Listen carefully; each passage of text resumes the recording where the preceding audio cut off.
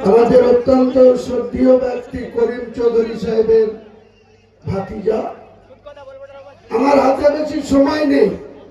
আমি একটু আগে গাড়িতে আস্তে আস্তে বলছিলাম আলতামিস সাহেবকে যে আমি আবার আসবো উত্তর দিনাজপুরে এই 21শে এপ্রিলের মধ্যে, যেহেতু আমাদের ফার্স্ট ফেজে 23শে এপ্রিল 152টা সিটের নির্বাচন আছে।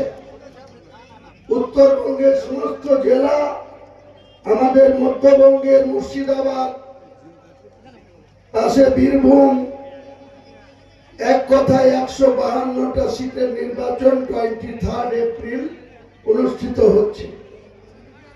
10 মিনিটের মধ্যে আমি গোটি কথা বলবো। এই ইসলামপুরের যিনি তৃণমূলের প্রার্থী কানাইলাল আগারল, ইনি এখানকার প্রশাসনকে ব্যবহার করে মস্তানি করছেন। আপনার মস্তানি আমি 10 মিনিটে বোঝাতে পারি। আমি হুমায়ুন কবির বলছি, চ্যালেঞ্জ থাকলো এরপরেও আমি ইসলামপুরে আসবো। আপনি প্রত্যেকটা বাড়ি বাড়িতে গিয়ে হুমকি দিচ্ছেন যে কেউ যেন আম জনতা উন্নয়ন পার্টির মিটিং এ না যায়। এইভাবে আম জনতা উন্নয়ন পার্টিকে আপনি রুখতে পারবেন না। আপনার নেত্রী ঘুম ছুটে গিয়েছে। 4 ডিসেম্বর 2025 যেদিন হুমায়ুন কবিরকে বাবরি মসজিদ করার জন্য সাসপেন্ড করেছে, সেদিন পশ্চিম বাংলার 4,26,00,000 মুসলমান, তাদের বুকের মধ্যে যে আঘাত মমতা ব্যানার্জি আপনি দিয়েছেন, তার বদলা আগামী 23 এপ্রিল আর 29 এপ্রিল 294টা সিটের মধ্যে আপনারা 291টা লড়ছেন। 3টে দার্জিলিং এর সিট আপনি ছেড়ে রেখে আমি আপনাকে চ্যালেঞ্জ করছি। মাত্র 4 মাসের পার্টি 22 ডিসেম্বর 2025 বেলডাঙ্গা থেকে 2.5 লক্ষ মানুষকে নিয়ে আমি আমার পার্টি ওপেন করেছিলাম। 2025 সালের 31 ডিসেম্বর আমার পার্টি রেজিস্ট্রেশন হয়েছে, আর 24 মার্চ আমার এই যে হুইসেল চিহ্ন ইলেকশন কমিশন আমাকে অ্যালট করেছে, আমার সিম্বল। তাই উত্তর দিনাজপুরের মানুষের কাছে আমাদের আবেদন, কাউকে ভয় পাবেন না। মুসলমান কোন অমুসলিমকে ভয় পায় না। মুসলমান শুধু আল্লাহর গোলামি করে। মুসলমান কোন অমুসলিমের গোলামি করবে না। মুসলমান জাতি আমাদের শেষ নবী হযরত মুহাম্মদ মুস্তাফা সাল্লাল্লাহু আলাইহি আমল থেকে বুক চিতিয়ে লড়ে গিয়েছে ইসলামকে প্রতিষ্ঠা করার জন্য।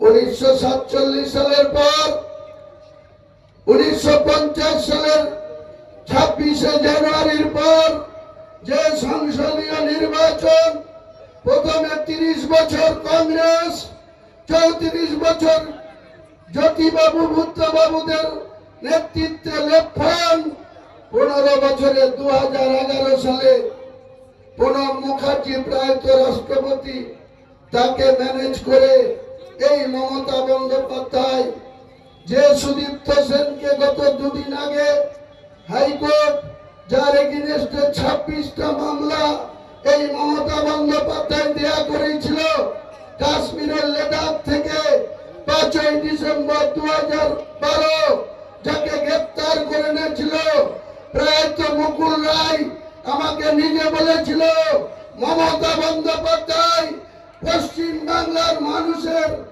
যে টাকা লুট করেছিল সুদীপ্ত সেন সারদায়, সেই টাকায় 2011 সালে 34 বছরের লেফট ফ্রন্ট 2006 সালের বিধানসভায় কমরেড বুদ্ধবাবুর নেতৃত্বে 235টা আসন জিতেছিল।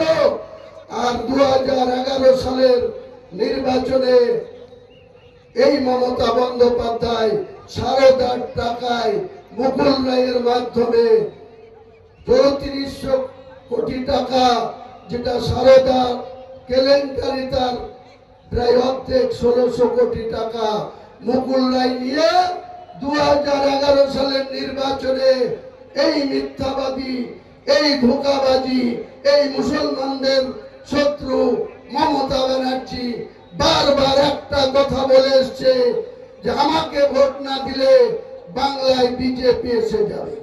আমি মমতা ব্যানার্জিকে বলতে চাই 294টা সিটের মধ্যে 100-র অধিক সিট আছে মুসলমান মেজরিটি বা মুসলমান নির্ণায়ক শক্তি। বাকি 194টা সিট আপনি পুরীর জগন্নাথ ধামকে নিয়ে আসছেন, দীঘায় সরকারি টাকায় 262 কোটি টাকা খরচ করে। আপনি কার টাকা খরচ করে আপনি জগন্নাথ মন্দির বানিয়েছেন?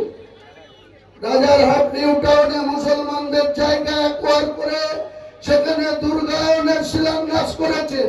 এই নর্থ বেঙ্গলের শিলিগুড়িতে যেখানে স্টেডিয়াম হওয়ার কথা ছিল আপনি সেখানে মহাকাল মন্দিরের শিলান্যাস করেছেন।